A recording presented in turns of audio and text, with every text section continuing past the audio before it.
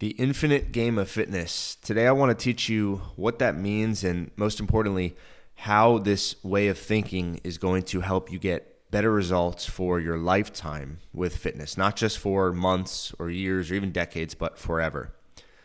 I've been more interested lately, more able to verbalize the importance of how we think about fitness, right? With fitness, we're inundated by the actual workouts, the diets, the specifics, the science, and all of that is the how and the specific steps of training day to day and of taking care of your fitness day to day.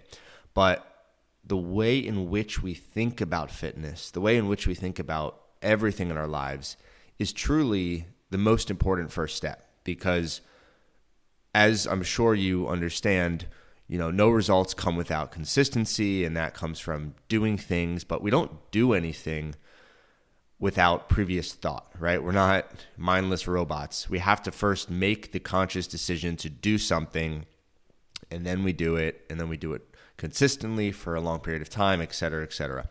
So the infinite game of fitness is just one of many ways to think about our lifetime of fitness. And if you can understand this concept, it will give you the mental framework to really be in it for the long haul. So this lesson is specifically for people who struggle consistently. They feel like they're in sort of a roller coaster throughout their lives of being motivated, not being motivated, being consistent, not being consistent, always feeling like they want a certain result, but never being truly happy with it.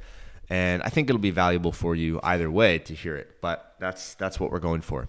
So the infinite game, regardless of fitness or anything else, right? Let me explain what this is. The infinite game is a topic that was written about in, I believe, 2019 by a pretty famous author named Simon Sinek.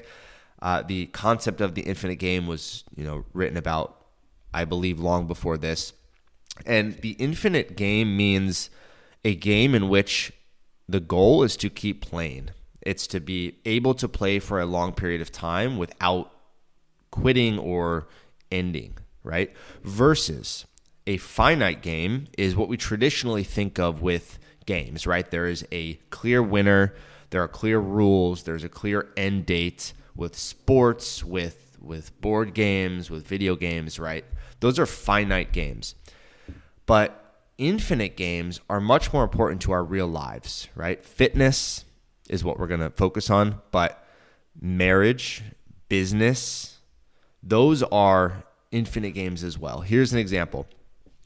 If you get married, or if you're already married, that's an amazing day. You celebrate it, but the marriage itself isn't the big victory. The victory is staying married for ideally a lifetime, and staying happily married for a lifetime and continuing to work and to grow and to just be in that, right? You only fail once you give up on a marriage, and even more so when you give up on marriage altogether.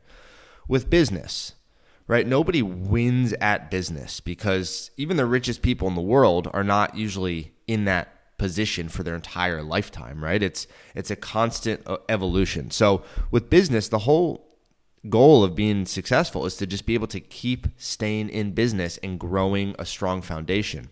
There's no specific winner and specific end date. The goal is to do it forever, or as long as you want to stay in business. So fitness is very much the same. The goal of fitness overall is to stay healthy and keep practicing healthy behaviors for as long as you are on this earth. There's no end date. There's no big weight loss result or lifting PR result that will then allow you to stop training and reap the rewards. It just doesn't work that way. You know what I'm talking about. Anytime you've ever had a specific result that you've been after with fitness, if you've achieved it, you feel great, you feel proud, hopefully, but that's never enough, right? It doesn't matter how fit you look, how fit you feel. If you stop exercising and stop eating well and stop walking and stop taking care of your joints and your muscles and your lungs and your heart, you feel pretty bad, right? Just days or even a week at most later. You feel out of shape, you feel slower, you feel like you want to get back into it or you should get back into it. So that's proof in and of itself that fitness is an infinite game. And what I want you to really internalize here from this is that it will always be an infinite game. It should always be an infinite game. The results and goals and benchmarks are wonderful. I love them. I use them.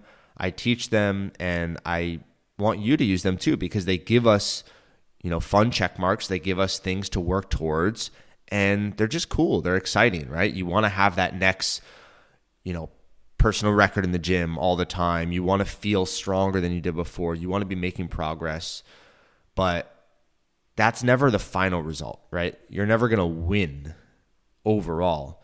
The way to win, if any, is to just be in it the longest, right? The people we admire the most with fitness are really the ones who are in higher ages and they've been doing it for a long time and they're persevering and they're sticking with it, rain or shines, in sickness or health, in whatever condition, they're still finding ways to practice forever. We're almost done with the lesson here, but I want to say, if you're listening to this, the only thing that I ask is that you let me know. You let me know that you're listening and ideally something valuable that you've taken away. I would really love to hear from you. If you have my personal phone number, just shoot me a text message real quick. If you could send me a message on Instagram at Coach by Harris. You could send me an email, whatever form of contact works for you. But I'd love to just hear from you personally and say, hey, I listened to, this episode on the infinite game of fitness.